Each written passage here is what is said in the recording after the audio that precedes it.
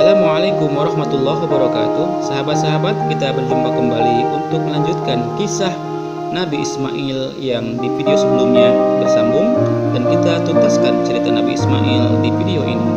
Sahabat-sahabat, mudah-mudahan selalu sehat walafiat dan dalam lindungan Allah Subhanahu wa taala. Selanjutnya kisah Nabi Ismail tentang pengorbanan dirinya oleh ayahnya Nabi Ibrahim. Sahabat-sahabat, tiada keraguan-raguan antara siapa yang dikorbankan Ibrahim, sebab Allah telah berfirman dalam Al-Quran bahwa Ismail lah yang dikorbankan. Nabi Ibrahim dari masa ke masa pergi ke Mekah untuk mengunjungi dan menjenguk Ismail di tempat pengasingannya, bagi menghilangkan rasa rindu hatinya kepada putranya yang ia sayangi, serta menenangkan hatinya yang selalu rungsing bila mengenangkan keadaan putranya bersama ibunya yang ditinggalkan di tempat yang tandus, jauh dari masyarakat kota dan pergaulan umum. Sewaktu Nabi Ismail mencapai usia remaja, Nabi Ibrahim mendapati mimpi bahwa ia harus menyembelih Ismail putranya, dan mimpi seorang nabi adalah salah satu dari cara-cara turunnya wahyu Allah. Maka perintah yang diterimanya dalam mimpi itu harus dilaksanakan oleh Nabi Ibrahim. Ia duduk sejurus termenung memikirkan ujian yang maha berat yang ia hadapi. Sebagai seorang ayah yang dikaruniai seorang putra yang sejak puluhan tahun diharap-harapkan dan didamba-dambakan, seorang putra yang telah mencapai usia di mana di masa jasa-jasanya sudah dapat dimanfaatkan oleh si ayah, seorang putra yang diharapkan menjadi pewarisnya dan menyambung kelangsungan keturunannya, tiba-tiba harus dijadikan korban dan harus direnggut nyawa oleh tangan si ayah sendiri. Namun ia sebagai seorang nabi pesuruh Allah dan membawa agama yang seharusnya menjadi contoh dan teladan bagi para pengikutnya dalam ketaatan kepada Allah, menjalankan segala perintahnya dan menempatkan cintanya kepada Allah di atas cintanya kepada anak dan istrinya, harta benda dan lain-lainnya. Ia harus melaksanakan perintah Allah yang diwahyukan melalui mimpinya, apapun yang akan terjadi sebagai akibat pelaksanaan perintah itu. Sungguh amat berat ujian yang dihadapi oleh Nabi Ibrahim, namun sesuai dengan firman Allah Subhanahu wa taala yang dimaksud, Allah lebih mengetahui di mana dan kepada siapa dia mengamanatkan risalahnya. Nabi Ibrahim tidak membuat masa lagi, berazam dan berniat tetap akan menyembelih Nabi Ismail putranya sebagai kurban sesuai dengan perintah Allah yang telah diterimanya. Dan berangkatlah serta merta Nabi Ibrahim menuju ke Mekah untuk menemui dan menyampaikan kepada putranya apa yang Allah perintahkan. Kisah ini dikisahkan oleh Allah pada salah satu ayatnya yang berbunyi, artinya, hai anakku, sesungguhnya aku melihat dalam mimpi bahwa aku menyembelihmu, maka pikirkanlah apa yang akan kau katakan, apa pendapatmu? As-Saffat 102. Nabi Ismail sebagai anak yang soleh, yang sangat taat kepada Allah dan bakti kepada orang tuanya, ketika diberitahu oleh ayahnya maksud kedatangan kali ini tanpa ragu-ragu dan berpikir panjang, berkata kepada ayahnya, yang artinya dalam sebuah surah As-Saffat 102 lagi, hai bapakku, kerjakanlah apa yang diperintahkan kepadamu, insya Allah engkau akan mendapatiku termasuk orang-orang yang sabar. Aku hanya meminta dalam melaksanakan perintah Allah itu agar ayah mengikatku kuat-kuat supaya aku tidak banyak bergerak sehingga menyusahkan ayah. Kedua, agar menanggalkan pakaianku supaya tidak terkena darah yang akan menyebabkan berkurangnya pahalaku dan terharunya ibuku bila melihatnya.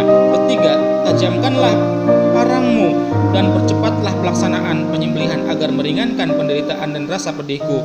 Keempat dan yang terakhir, sampaikanlah salamku kepada ibuku, berikanlah kepadanya pakaianku ini untuk menjadi penghiburnya dalam kesedihan dan tanda mata serta kenang-kenangan baginya dari putra tunggalnya. Kemudian dipeluknyalah Ismail dan dicium pipinya oleh Nabi Ibrahim seraya berkata, bahagialah aku mempunyai seorang putra yang taat kepada Allah, bakti kepada orang tua, yang dengan ikhlas hati menyerahkan dirinya untuk melaksanakan perintah Allah Subhanahu wa taala. Saat penyembelihan yang mengerikan telah tiba, diikatlah kedua tangan dan kaki Ismail, dibaringkanlah ia di atas lantai, lalu diambillah parang tajam yang sudah tersedia, dan sambil memegang parang di tangannya, kedua mata Nabi Ibrahim yang tergenang air mata berpindah memandang dari wajah putranya ke parang yang mengkilap di tangannya, seakan-akan pada masa itu hati dia menjadi tempat pertarungan antara perasaan seorang ayah di satu pihak dan kewajiban seorang rasul di satu pihak yang lain.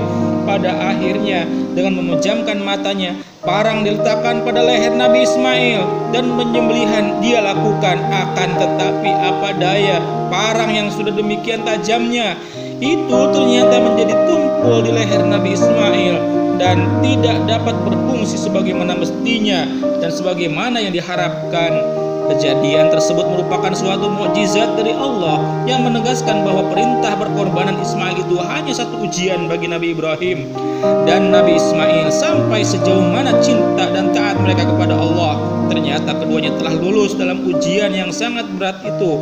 Nabi Ibrahim telah menunjukkan kesetiaan yang tulus dengan pengorbanan putranya untuk berbakti melaksanakan perintah Allah, sedangkan Nabi Ismail tidak sedikit pun ragu atau bimbang dalam memperagakan baktinya kepada Allah dan kepada orang tuanya.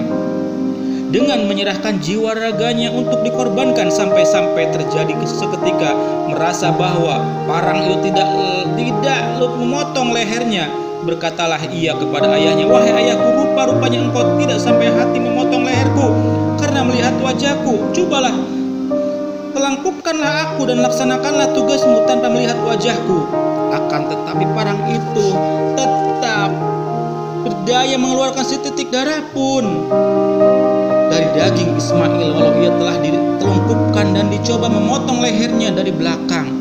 Dalam keadaan bingung dan sedih hati karena gagal dalam usahanya menyembelih putranya, datanglah kepada Nabi Ibrahim wahyu Allah dengan firman-Nya, "Hai Ibrahim, sesungguhnya kamu telah melaksanakan mimpi itu. Sesungguhnya demikianlah kamu memberi balasan kepada orang-orang yang berbuat baik. Sesungguhnya benar-benar suatu ujian yang nyata." As-Saffat 104 hingga 106. Kemudian sebagai tebusan ganti nyawa Ismail yang telah diselamatkan itu, Allah memerintahkan Nabi Ibrahim menyembelih seekor domba yang telah tersedia di sampingnya dan segera dipotong leher kambing itu oleh dia dengan parang yang tumpul di leher putranya Ismail itu. Dan inilah asal permulaan sunnah berkurban yang dilakukan oleh umat Islam pada tiap hari raya Idul Adha di seluruh pelosok dunia. Sahabat-sahabat yang dirahmati Allah Subhanahu wa taala, Nabi Ismail dibesarkan di Mekah atau pekarangan Ka'bah. Apabila dewasa, dia menikah dengan wanita dari suku Jurhum. Walaupun tinggal di Mekah, Ismail sering dikunjungi ayahnya sekitar tahun 1892 sebelum Masehi. Ayahnya menerima wahyu dari Allah agar membangun Ka'bah. Hal itu disampaikan kepada anaknya Ismail, berkata, "Kerjakanlah apa yang diperintahkan Tuhanmu kepadamu, dan aku akan membantumu dalam pekerjaan mulia itu." Ketika membangun Ka'bah, Nabi Ibrahim berkata kepada Ismail, "Bawakan batu yang baik kepadaku untuk aku letakkan di satu sudut supaya ia menjadi tanda kepada manusia." Kemudian Jibril memberi ilham kepada Ismail supaya mencari batu hitam untuk diserahkan kepada Nabi Ibrahim. Setiap kali bangun mereka berdoa, "Wahai Tuhan kami, terimalah daripada kami amalan kami, sesungguhnya Engkau Maha mendengar lagi Maha mengetahui." Bangunan Ka'bah itu menjadi tinggi dan Ibrahim makin lemah untuk mengangkat batu. Dia berdiri di satu sudut, kini dikenal Maqam Ibrahim. Sahabat-sahabat, Nabi Ibrahim sering berulang kali mengunjungi anaknya. Pada satu hari dia tiba di Makkah dan mengunjungi rumah anaknya. Suatu ketika Ismail tiada di rumah saat itu. Tidak ada siapapun melainkan istrinya. Istri Ismail tidak mengenali bahwa orang itu adalah mertuanya, bapaknya Ismail. Apabila Nabi Ibrahim bertanya istri Nabi Ismail mengenai suaminya itu, dia diberitahu anaknya keluar berburu. Seterusnya Nabi Ibrahim bertanya kepada mereka berdua, istrinya berkata, "Kami berada dalam kesempitan." Nabi Ibrahim berkata, "Apakah kamu mempunyai jamuan, makanan dan minuman?" Dijawab istri Ismail, "Aku tidak mempunyai, malah apapun tiada." Kalau kelakuan istri Nabi Ismail itu tidak manis dipandang Nabi Ibrahim karena kelihatan tidak terima dengan pemberian Allah dan jemu untuk hidup bersama suaminya. Malah dia kelihatan bersifat kikir karena tidak menginginkan kedatangan tamu. Akhirnya Nabi Ibrahim berkata kepada istri anaknya, "Jika suami kembali, sampaikanlah salamku kepadanya dan katakan kepadanya supaya dia menggantikan pintunya." Selepas itu Nabi Ibrahim pergi dari situ. Sejurus kemudian Nabi Ismail pulang ke rumah dengan hati gembira karena dia menganggap tidak ada hal yang tidak diingini terjadi sepanjang ketiadaannya di rumah. Nabi Ismail bertanya kepada istrinya, "Apakah ada orang datang menemui kamu?" Istrinya berkata, "Ya, ada orang tua yang mengunjungi kita." Ismail berkata, "Apakah dia mewasiatkan sesuatu kepadaku?" Istrinya berkata, "Ya, dia menyuruhku menyampaikan salam kepadamu dan memintaku mengatakan kepadamu supaya mengganti pintumu." Ismail berkata, "Dia adalah bapakku, sungguhnya dia menyuruhku supaya menceraikanmu, maka kembalilah kepada keluargamu." Selepas menceraikannya, istrinya Nabi Ismail menikah lagi, kali ini dengan seorang lagi wanita dari suku Jurhum. Istri baru itu mendapat keridhaan bapaknya karena pandai menghormati tamu, tidak menceritakan perkara yang menjatuhkan martabat suami, dan bersyukur atas nikmat Allah Subhanahu wa taala. Ismail hidup bersama istri barunya hingga melahirkan beberapa anak. Nabi Ismail mempunyai 12 anak laki-laki dan seorang anak perempuan, yaitu Basimat, yang dinikahkan dengan anak saudaranya keponakannya, yaitu Al-Aish bin Ishaq. Dari keturunan Nabi Ismail lahir Nabi Muhammad SAW. Keturunan Nabi Ismail juga menurunkan bangsa Arab Musta'aribah. Sahabat-sahabat sekalian, itulah sedikit kisah tentang Nabi Ismail, dan selesai sudah kisah Nabi Ismail dengan adanya video ini. Dan insya Allah di video berikutnya kita akan berkisah tentang Nabi Ishak. Mudah-mudahan ada manfaatnya, dan mohon maaf bila banyak kekurangan, khilaf dan salah. Namun sebelum berpisah, jangan lupa sahabat untuk silakan like, komen, dan share, serta subscribe, dan jangan lupa juga menekan tombol loncengnya. Insya Allah berjumpa lagi. Sampai berjumpa sahabat-sahabat. Assalamualaikum warahmatullahi wabarakatuh.